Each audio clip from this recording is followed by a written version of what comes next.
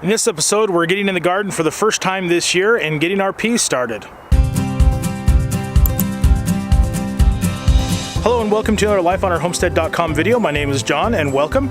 If you want to learn more about how to grow a successful garden, be sure to hit the subscribe button and the bell icon so you don't miss anything. This is the first chance we've had to be able to get out in the garden this year, and it's time to plant our peas. Peas is a cold weather crop, and so that means we're able to get out here usually end of March, early April, as soon as the ground can be worked, and get the peas in. You want to be able to get your peas in and growing before the heat comes on later on in the spring. Now, like I said, it's important to get the ground workable, but the other thing is it's important to have a soil temperature of at least 55 to 65 degrees so the peas you put in the ground will actually germinate. As you can see here, we have 60 degrees on our soil thermometer.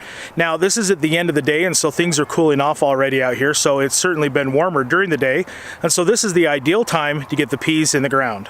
So the peas we're doing this year is sugar snaps. So planting guidelines is 2 inches deep and rows at least 2 inches apart. So we're going to put them wider than that because we're going to do what's called succession planting, where every 2 weeks we're going to plant some new peas throughout the spring, and so we get a gradual harvest of peas throughout the early summer before it gets too hot. So I came out here in the garden and got one box cleared of last year's growth and weeds, turned it over with a hoe and rake, and got it all nice and leveled, and so now we're ready to create some rows for our peas. So there's a couple ways you can create your row easily without having to get down with a hand trough. Is you can turn either your rake or your hoe around and use your handle part and then just slowly pull back, and that creates a nice row. As you can see here, pretty quick and pretty easy. Now you can drop the peas in. Another method is to take your hoe and turn the spade diagonal and then just slowly pull back and create your depth that way.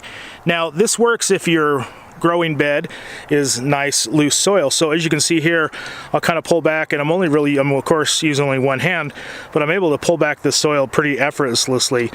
So this makes nice and loose, non-compacted soil for growing in.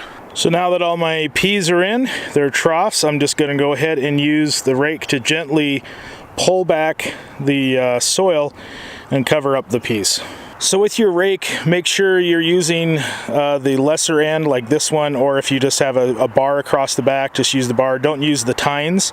The tines will dig and pull up too much. So I'm just going to just gently just kind of push and cover up the peas.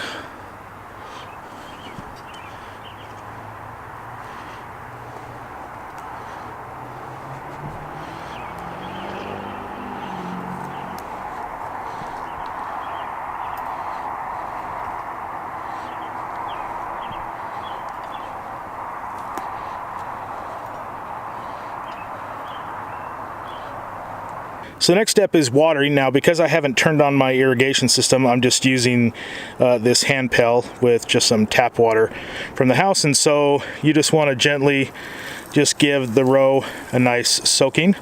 Now, because we are so early in the spring, I'm not going to have to do this again. We're going to get enough rain and some snow over the next couple weeks, so I won't have to come out here unless the soil gets really dry. So you're going to need a method to be able to help your peas grow up. They need a support structure.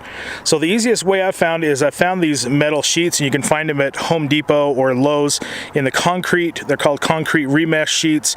I didn't have to cut them or anything. They fit perfectly inside the box. I put a zip tie up top to hold the two sheets together, and then I just formed a teepee that sits down in the box. And so you can see here I have my first row, then there's the first sheet that's going vertical, there's my next row, there's my third row, and there's my fourth row. And so I'll kind of give you a different angle so you can kind of get a picture of what this is doing. It's just forming a teepee, and these are great. I can move them in and out of boxes as I rotate my crops every year. So this is just a really good, simple idea to grow your peas. So the first set of peas are in. I will come back in 2 weeks and plant another couple of rows, and I'll do that 2 or 3 more times. That gives me my succession planting. So 70 days to harvest. So I expect here in Utah that these peas will be ready to harvest the first week of June, and then every couple weeks after that, through the month of June, I expect to have a continual harvest of peas. If you have any questions, please leave them in the comments below. If you like this video, give it a thumbs up, and as always, make sure you subscribe and click the bell icon so you don't miss anything. So my name is John with lifeonourhomestead.com. Until I see you next time, get out in your garden and perhaps plant some peas.